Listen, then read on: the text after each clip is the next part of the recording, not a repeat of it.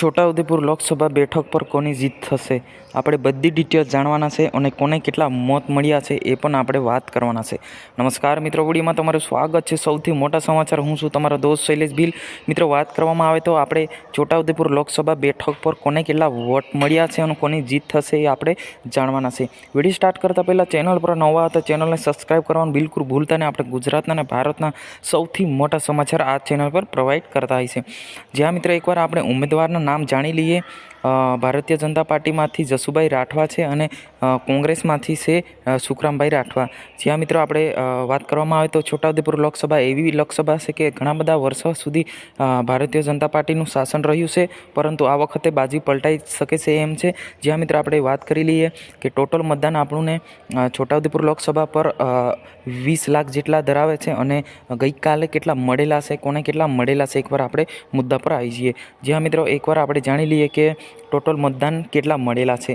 Total મતદાન છે 18,19,000 જેટલા મતદાન મળેલા છે. એની અંદરથી ડિવાઇસ થતાં બંને પાર્ટીઓને કેટલા મળે એ હજુ સુધી આપણે સામે આવેલ નથી. એ આવતાની સાથે આપણે આ ચેનલ પર બતાવી દઈશું. જી હા મિત્રો, વાત કરવામાં આવે તો આ વખતે કોની સરકાર બનશે છોટાઉદેપુર લોકસભા પર તમારે કોમેન્ટ બોક્સમાં અવશ્ય જણાવવાનું છે મિત્રો. જ્યાં મિત્રો ગણતરીના દિવસો જ આપણને આનું રિઝલ્ટ પરિણામ પણ મળવાનું છે અને હાલ તો આપણે કહી ના શકીએ કે કોની જીત થશે. જ્યાં મિત્રો ટોટલ આપણે એકવાર ફરી ચર્ચા કરેલી ટોટલ મતદાન છે 18,19,088 જેટલા ટોટલ મતદાન થયેલા છે. એની અંદર 2 બોક્સમાં વેચાતા યાની ડિવાઇસ થતાં કોને કેટલા મળશે એ તે દિવસે આપણને ખબર પડી જશે. ગણતરીના દિવસો એનું રિઝલ્ટ પરિણામ આવવાનું છે. જ્યાં મિત્રો એક બાજુ કોંગ્રેસ છે, એક બાજુ આમ ધારાસભ્યો ઘણા બધા એનું સપોર્ટ કરી રહ્યા છે. એક બાજુ જોવાથી બીજેપી છે, એક બાજુ જોવા જઈએ તો કોંગ્રેસે બંને પક્ષને ડિવાઇસ થતાં છતાં કોણ કેટલા વોટથી લીડથી જીતશે એ આપણે અત્યારે કહી ના શકીએ.